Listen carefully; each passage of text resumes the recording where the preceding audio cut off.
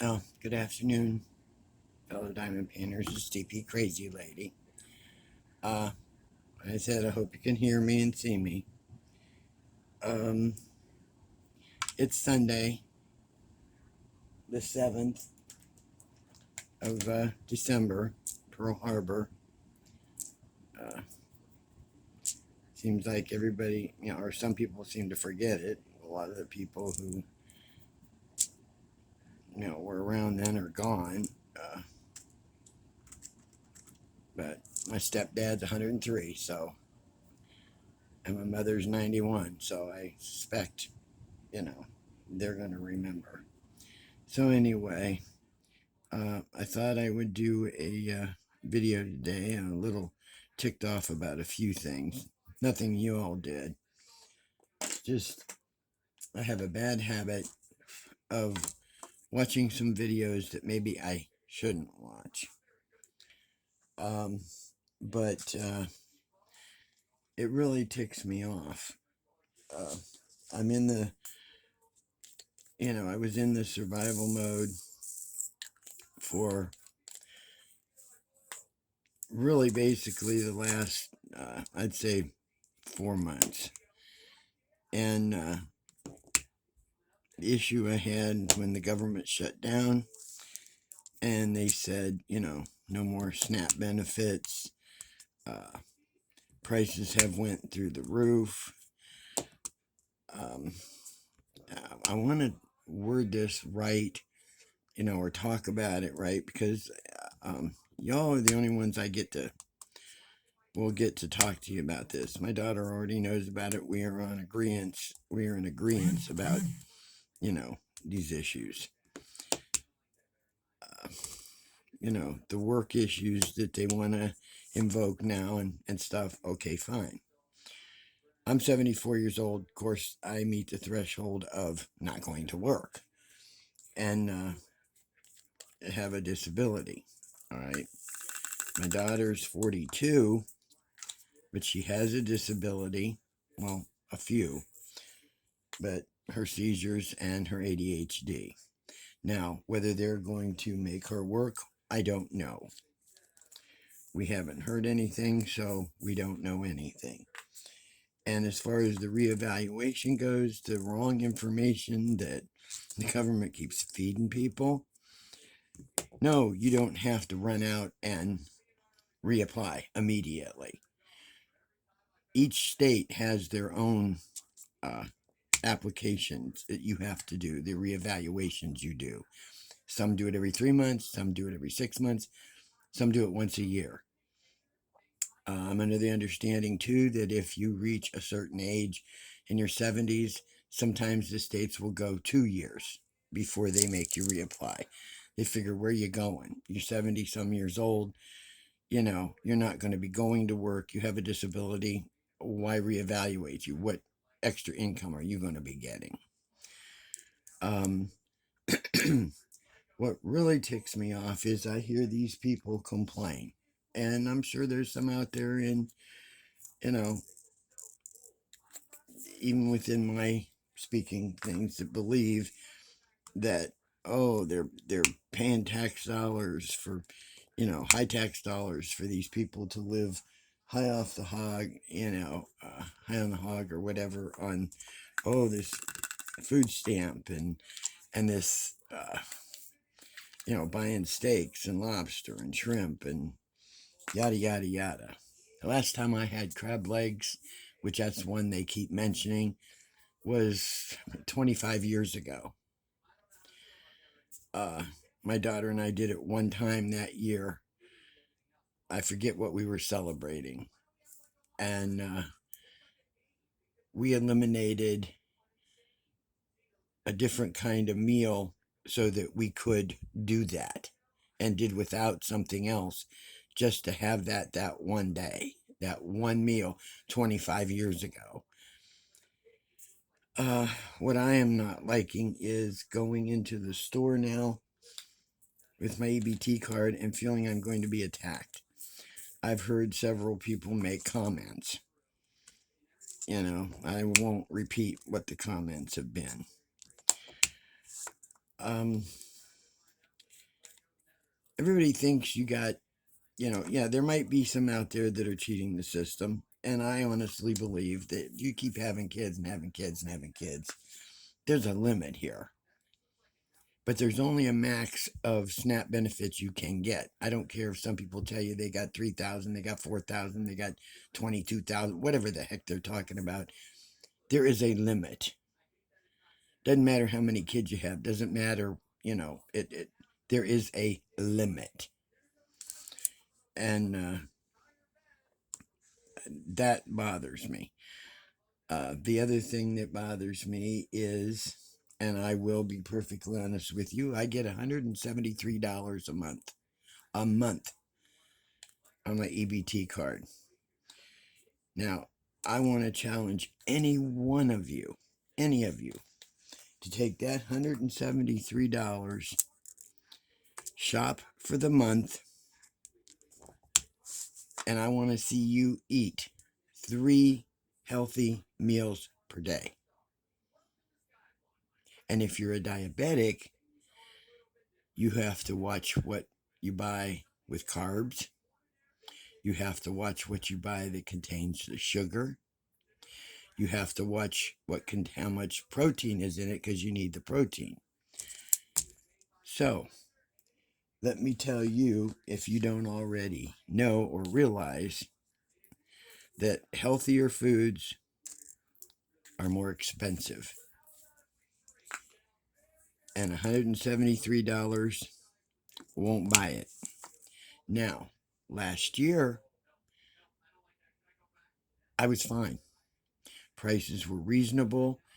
I had lost that weight. I had balanced my metabolism from, like I said, 220 to 155 pounds. Now, since prices have went up, what I have to purchase, my buying power, whatever you want to call it, I am at 190 pounds right now, because processed food is what I can afford. Now, the first week of every month, yeah, I have broccoli in there and cauliflower. I have my little bit of cottage cheese that I can get, off the top. And then the rest of the stuff I have to buy processed, And I don't like the idea of eating pasta or rice. The it's it's too high in carbs, way too high. Yes, you can eat a little bit of this, a little bit of that, but when it becomes a staple in your diet, you can't do it. I mean, the first week or so of the month, yeah, I can have my broccoli and a little piece of meat, and a little bit of cauliflower, piece of meat, and believe me, frozen broccoli, frozen cauliflower are just as expensive as the fresh. It is. Uh, and you get less, and you get stems and so on. You're not getting all of the broccoli that you want. And there's times I want fresh broccoli, for a specific thing I want to make, a broccoli salad or something that is filling, something that has low carbs, and something that goes a little further. But there's these people also complaining that, I'm tired of my tax dollars going so these people can live high on the hog and buy this and buy that. The average tax that most people pay into the federal government, that helps subsidize not only food stamps, it subsidizes paying the senators and congressmen's salary. It subsidizes paying into the uh, oh, military. It subsidizes it. So the most that most people pay is between $26 and $56. I don't know, for the taxes. toward all these different subsidies and different programs. Now, the more you make, of course, the more they take, because that's the name of the game against the middle class and poor people. So it comes down to, even if they were to remove everybody, 42 million people, children, everybody, off of food stamps, and somehow manage for something else, your taxes will never go down. Never. Just like the price of gasoline, just like the price of your food, like the price of everything. Once they know you're paying it, you pay it. Because you have to eat. You have to put fuel in your vehicle. You have to have heat in your home. You have to have electricity, etc., etc. And when they see that you're willing to pay that high price, then they will never come down. It's the same thing as these idiots here that keep raising the rent. I already heard through the grapevine that they said, if you don't like the price of the rent, move. Which means they're going to do it every chance they get, raising your rent, raising everything else. So my $173 SNAP benefit doesn't increase. As a matter of fact, come January, with the cost of living increase in my disability check, which would be about $25. Sounds like a lot, but my rent went up $20. So I got a $5 increase, but I'll lose almost 20 some dollars off of my SNAP benefit, even though I don't have that. But I will lose it. So I'll be down to about 150 something in EBT SNAP. So I'd like to see somebody out there and eat those healthy meals and stay within that diet. It's impossible. It is impossible. I'm tired of hearing people complain about it. You know, I go into the grocery store and I'm embarrassed as hell now, that waiting for someone to sneer at me or make an assumption that, I mean, you can look in my cart on any time I go and you will see nothing in there but food. There are no snacks. There's no candy. There's no junk.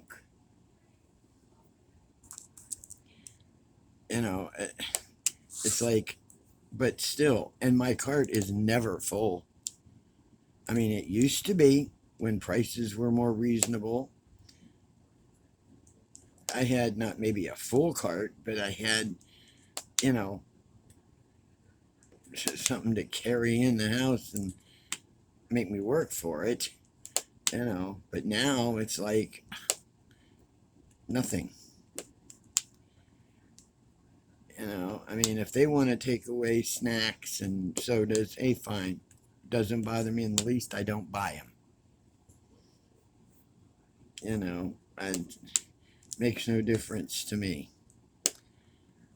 But that's one of my complaints.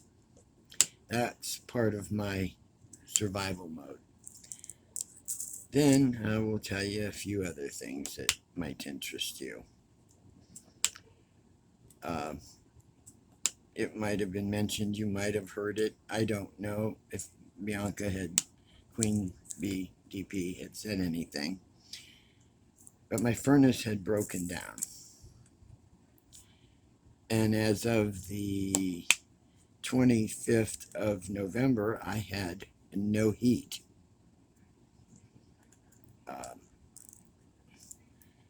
And I'm trying to, we were out of the heat for, would have been that Monday. I'm trying to remember now. Old person's brain. But we were out of heat for 6 days minimum.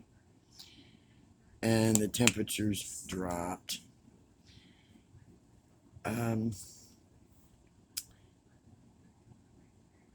Bianca opened a GoFundMe for me, and 3 people donated. I don't know y'all's name. I don't know if any of you listen to this channel.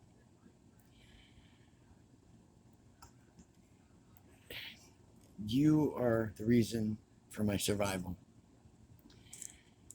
Whoever you are. She probably knows the names. I don't know, since she opened it anytime somebody donated, it was anonymous. So I don't know. But the thing that pissed me off, not you guys and not the GoFundMe, I know that at the time I was told I needed $1,000. That was to get the part and have it put on. That's what this big company told me. And being a woman, duh, I believed them. Then I called another company that I had come out here one time before. You're going to love this story. He told me, he said, well, the first company did say, oh, it was this much, but we can't get it fixed because it was it was the day before Thanksgiving, and they would have had to order the part. And they weren't sure how soon it would get here because of the holiday. I said, okay. Then I called the other guy, and he said, well, I haven't seen it yet. He said, but if they're telling you it's the thermocoupler and the gas valve, he said, it'll probably be, he said, now get this, $650 for a used gas valve and $450 to $500 to do the work. Well, that was more than what the GoFundMe was. A little bit more, And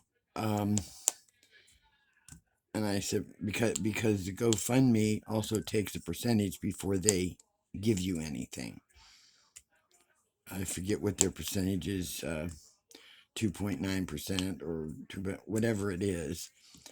And that's for each donation. So if there's 3 donations, it's that much out of each donation. So by the time I got some of the money in, and I mean, like I said, I'm being truthful with everybody. I got $970. And this was also, before my disability check would show up, which I wouldn't have had any money anyway, extra. So I called that guy again, and the one I'd had out here before, not the other company, because I told them forget it. They wanted about $1,200, and I just didn't have it. So the other idiot said, well, I have to try and find the part and blah, blah, blah. And he said, I told him, I said, well, how much, I said, my daughter's been looking up this part. And I said, the max she ever seen the price for a brand new one was like $300. And he says, and I said, you're telling me, $650 for a used one. And my daughter was texting me back and forth and said, well, if that's what you want to do, then you do that, and then we'll discuss, putting it in. So I'm looking around, thinking, do we order one? Do we get, how do we get one? And I remember somebody mentioning through the conversation, either the park manager here or that guy himself at that company, mentioned something called Imperial, which was another mobile home park that also sold parts, for furnaces and for the mobile home themselves. They sell everything, steps and, screen doors, the whole bit. So I thought, well, I'm going to call them. My daughter got the numbers off of the part that was there. And I called and they said, oh, yeah, we have one here. We have one here. And I said, well, how much is it? And I'm waiting for the big, boom, the hammer to fall. And he said, oh, he says, it's, what did he tell me it was? $257. That's with tax. And I said, are you sure that's the right part? And he said, yeah, that's the numbers you gave me. He said, I have it here right in my hand. And I said, okay. I said, hold it for me and I will try and get out there and get it in a little bit. I said, but I need a thermocoupler too. I said, how much is a thermocoupler? And he said, oh, about $10. I said, okay, make sure I can get one of those. So I called the park manager and told him, I said, please, do you know anybody in the park or, any maintenance that works for this park and stuff know how to do this work? He said, let me call you back in about a half hour. He says, and I'll see what I can do. And he says, well, wait a minute. He says, if I do find someone, he said, how much can you pay them? And I said, I can give them $300. I said, that's not a whole lot, but I can spare the $300 because I got to get the part and everything. I said, and he said, okay. He says, I'll get back with you. So about 40 minutes later, he called and he says, I have someone. He said, but I got to call. I left a message for him. He didn't answer the phone. He said, but he will get back with me. I said, okay. I said, I'm going to go because the place closes at 5 o'clock. I got to go get the part. So we went there and because he had said it was $257 and then another $10, for the thermocoupler would have been about $260 to $275 or whatever tax and stuff. Here, because I was paying in cash, I got a discount. I got a $20 off, which basically paid for the thermocoupler, and my bill came to a total of $241. I said, okay, this is nice. He said, yeah, he says, if you pay cash, you get a discount. I said, oh, thank you. So I got the part. I came back and I saw the park manager pulling into his mobile home spot. He just lives catty corner from me. And I told him, I said, I've got the part. Do you know if they've got back with you? He goes, yeah. He goes, let me call him. He said, I'll give you a call right back. So I came home, got in the house. A few minutes later, the phone rang and he said, yep. He said, the guy will be over at your place in about a half hour, to come and do the work. I said, oh, fantastic. And we were freezing in here. You could start to see our breath. We were trying to keep the cat and dog warm and everything, using the little, it was a space heater about the size of, a little bit bigger than this tray. So it was itty bitty. And so the guy came in and they kept working on it. And he said, yeah, it's this part. And they pulled it off and so on.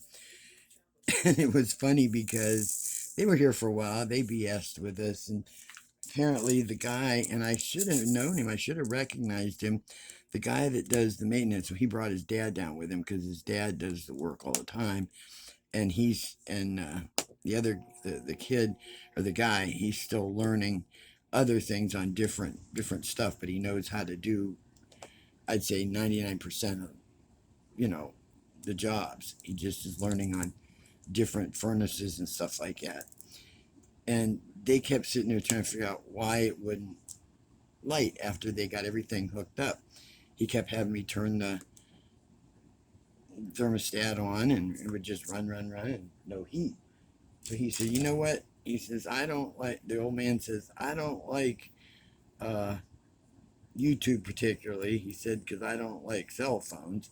He says, but I'm going out to my truck and I'm going to open up my cell phone and I'm going to go on YouTube and I'm going to look up your furnace and I'm going to figure out why the heck it ain't lighting.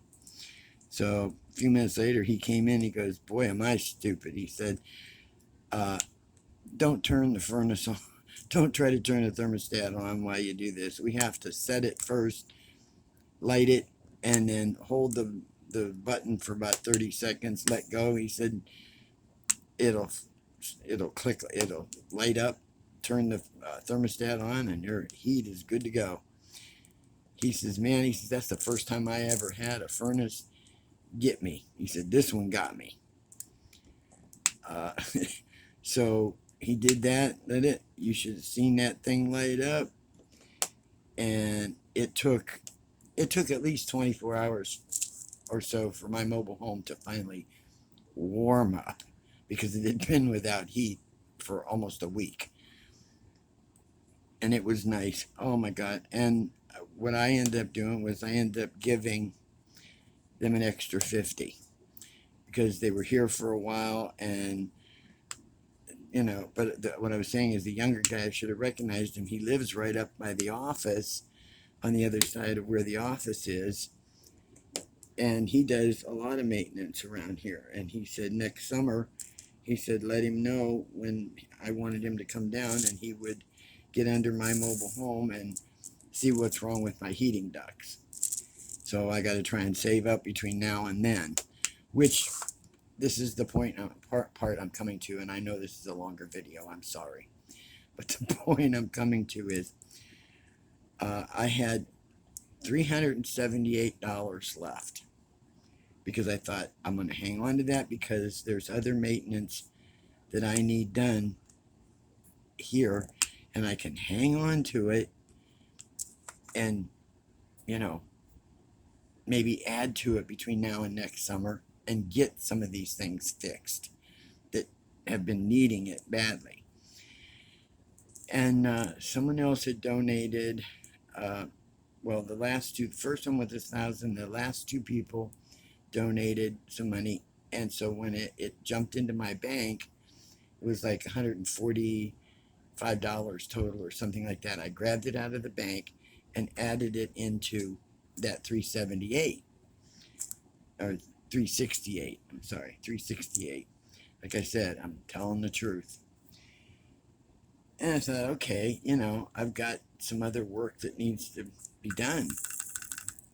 I'll hang on to this and I'll be good to go. It makes me feel rich. So my daughter and I went to the grocery store on the 5th, went shopping, and my daughter kept saying, Mom, she says, why is the car making a screaming sound? I said, Sonia, I can't hear. What are you talking about? She said, I know what it is. She said, you people get to a certain age and older and there's different pitches you can't hear. She said, but I can hear it. She said, it sounds like a bird going tweet, tweet, tweet, screaming. She said, and then the faster you go, the higher pitched it gets. She said, oh my God, it's killing my ears. And I'm going, Sonia, I'm sorry, I can't hear it. And I thought, oh gosh, we were on our way to the last part of the grocery shopping. And the whole time I said, well, you know what? I'm going to have to go to Flynn's Auto where I trust them and have them look at it and check it and see what's wrong with it. Because that scares me. I don't need my car falling apart. So the whole way back, which was another 5 miles back to where Flynn's is, my hands were knuckled onto the steering wheel because I'm thinking, oh, please, what's going to happen? What's going to happen? And that's when I eventually could hear the noise. And I thought, what is that? And it sounded like it was coming more from my left side, but it was in the front. And so we get in there and they said, I told them I needed my tires rotated, which on my car, you can only rotate the front ones with each other and the back ones with each other because the two front tires are the same size, but they're different size than the rears. This is a little smart car. So they just had to cross them over rather than do that major rotate thing they do. And he said that in order to do that and check, underneath and check your brakes and everything else, that's $30, to put it up. And I said, okay, because I knew I had that because I had just been to the bank and got that balance. And I said, okay. So he put it up. About 20 minutes later, he came down and says, you need brakes. He said the rotors and the disc in the front. And I thought to myself, uh-oh. The last time I had brakes on a car, which was my old Cavalier that I had, cost me about $1,800. And I thought, oh no, this is a smart car. Parts for this car is considered an orphan now because they don't make them anymore. And a lot of times when you have to order the parts for them, they come from either Germany or the EU. I mean, it's hard sometimes to get parts. And I thought, uh-oh. And I said, okay. I said, what's it going to cost? He said, well, we have to order them. And I thought, uh-oh, and I know what he's saying. He said, well, we have to order them from the warehouse. He said, we don't have any in stock right here. We just have to get it from our warehouse. And I said, oh, you have them? And he goes, oh, yeah. He said, that's no problem. I said, well, how much is this going to be? And he said, well, for the rotors and the pads, he said it'd be 387. He said 387 or three. Yeah, I think he said 387, and then he said add about maybe another third. He said a certain percentage, like 30%. He said some kind of percent that it would come to about 410, 411. And I thought, oh my God, I have that money because of the 368 and the 100 and I had 120 from the bank because or no, I had anyway, I had enough. I have a little bit left over. And I said, well, when can you do it? And he said, well, you have to come in Monday. Come in Monday morning and we'll get to it then. I said, well, what time do you open? He said, well, we open at 7. He said, you can be here by 8 because the guy that's going to do it will be here at 8 o'clock. So Monday morning, I'm going down there and get it done. And it's like, on one hand, I can be upset that it seems like, I had one thing fixed, had a cushion. Now I don't have a cushion. But I had one thing fixed, had a cushion, and I was able to pay for the car because I had the cushion. So I felt rich right at that moment when I said, yeah, okay, do it. I mean, that was like fate, whatever. I mean, I have almost the exact amount. I have maybe 20 or $30 over what they're going to charge. So it's like now I have no cushion for next year to get some other stuff taken care of. But you know what? My car will be okay. So I thought I would tell that little story. But what really, part of the story that really ticks me off is the second company that I wanted them to do this job because I thought I trusted him. When I told him, I said, well, why are you going to charge $450 or 500 and some dollars to put this in my furnace when you're already going to be charging me more than what the part is worth and you're only going to give me a used one? And he said, and get this, he said, well, you do understand we've had at least an hour's worth of conversation in the last 3 or 4 days, and I should be compensated for that. And he said, there is, my livelihood and, insurance and, gas in my vehicle that I have to come and, out to your place and blah, blah, blah, blah, blah, blah, blah. And on top of that, he would charge another $145 just to look at it, to tell me if that's what needed to be done. And it's like, oh my God. So that's what that is. So now, uh, I don't know if I'm surviving or, oh shoot, I'm putting these in the wrong one. Ain't that a blip? Oh well, no one will know the difference. I won't either because I don't recognize the stupid color. They're about the same. But I forgot what I was saying. But now I don't know if I'm in a survival mode or just the existing mode.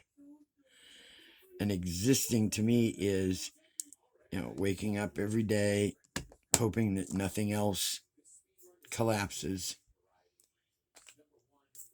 and hoping that the prices don't continue to climb.